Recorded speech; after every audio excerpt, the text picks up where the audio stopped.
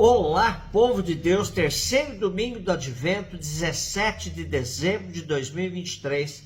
A nossa reflexão de hoje é a partir de Isaías 61, de 1 a 2a, 10, 11, 1 Tessalonicenses 5, 16, 24, João 1, 6, 8, 19, 28.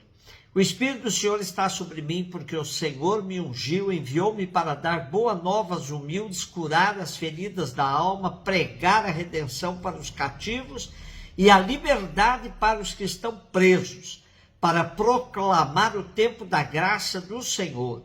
Exulto de alegria no Senhor e minha alma regozija-se em meu Deus. Ele me vestiu com as vestes da salvação, envolveu-me com o manto da justiça e adornou-me como um noivo com sua coroa ou uma noiva com suas joias. Assim como a terra faz brotar a planta e o jardim faz germinar a semente, assim o Senhor Deus fará germinar a justiça e sua glória diante de todas as nações. Estamos hoje na companhia do terceiro Isaías, capítulos de 56 a 66. Portanto, no período pós-exílio, tempo de reconstrução de Jerusalém, não há muita animação entre o povo, pois a reconstrução traz de volta uma série de problemas. Quando os exilados voltaram, não encontraram Jerusalém totalmente desabitada, pois um resto de Israel ficou trabalhando a terra e cuidando da vida, sem a preocupação de reconstruir a cidade, muito menos o templo.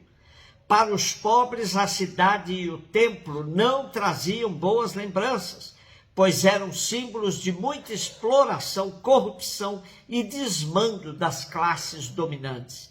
Com a reconstrução, voltam as injustiças dos poderosos sobre os fracos e os pobres, bem como a corrupção, a venalidade e a prepotência dos chefes. O povo está desanimado e sem esperança. Nesse contexto, o profeta entende sua missão como a de esperançar o povo, mostrando que Deus está do lado dos pobres e pequenos e que nele eles encontrarão a vida plena. Essa profecia de amor aos pobres será assumida como missão por Jesus. 1 Tessalonicenses 5, 16, 24. Irmãos, estais sempre alegres, rezai sem cessar, dai graças em todas as circunstâncias, porque essa é a vosso respeito, a vontade de Deus em Jesus Cristo.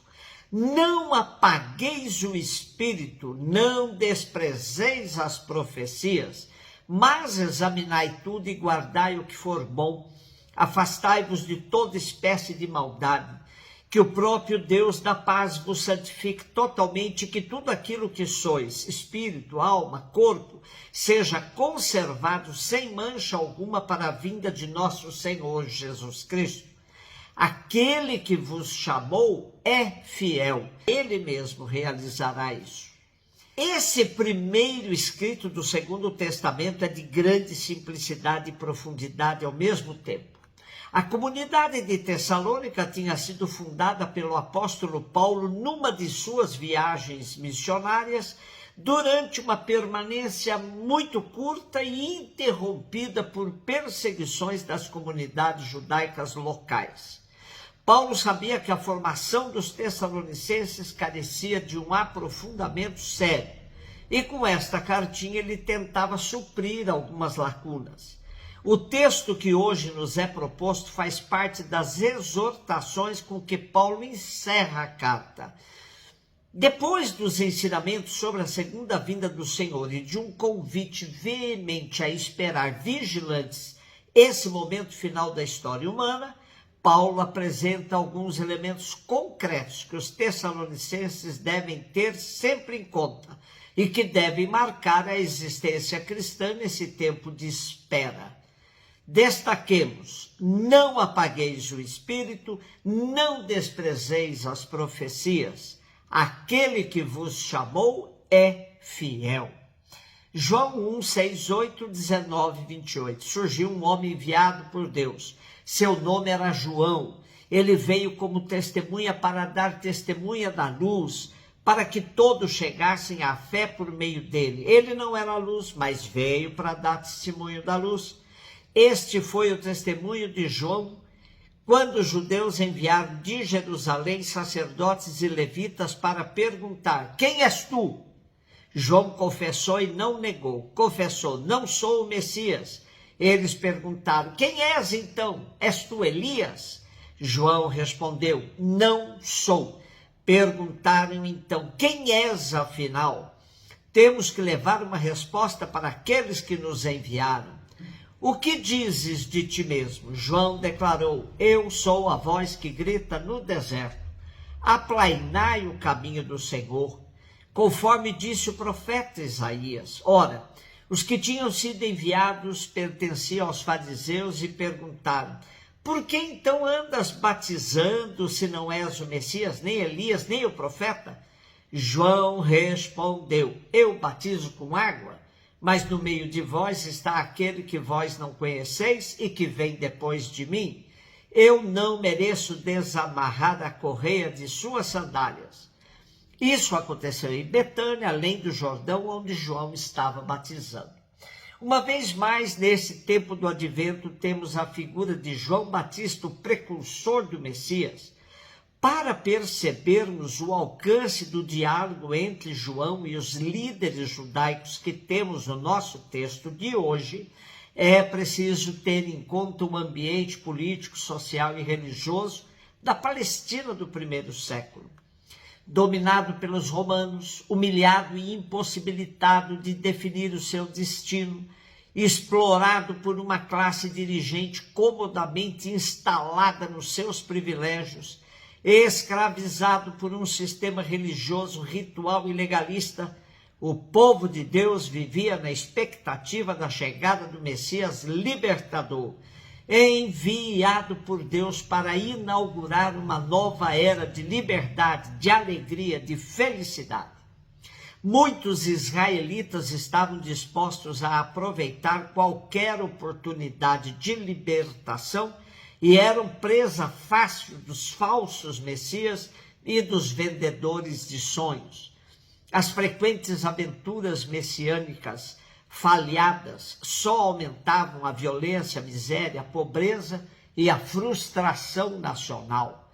Os líderes religiosos judaicos não gostavam de ouvir falar na chegada do Messias.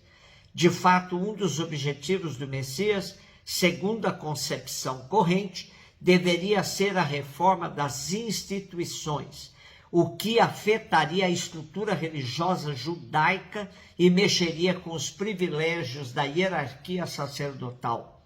Não admira, pois, que as autoridades se inquietassem diante das atividades de João. Autoridades políticas e religiosas sempre apresentaram dificuldades e resistências frente às mudanças.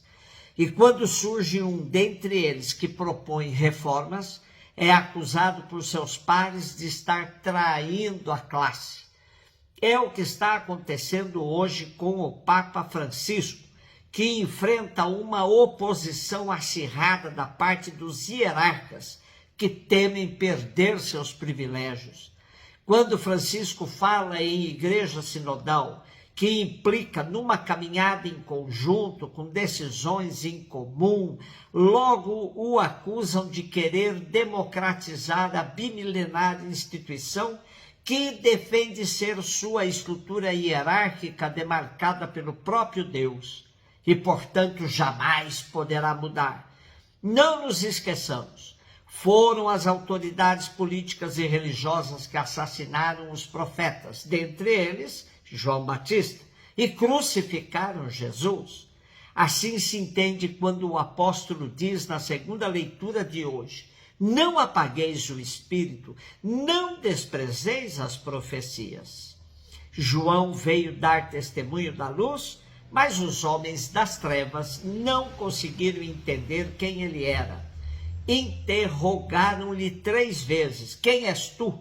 Mas não chegaram à compreensão de quem ele era, pois eles não compreenderam também quem verdadeiramente era a luz.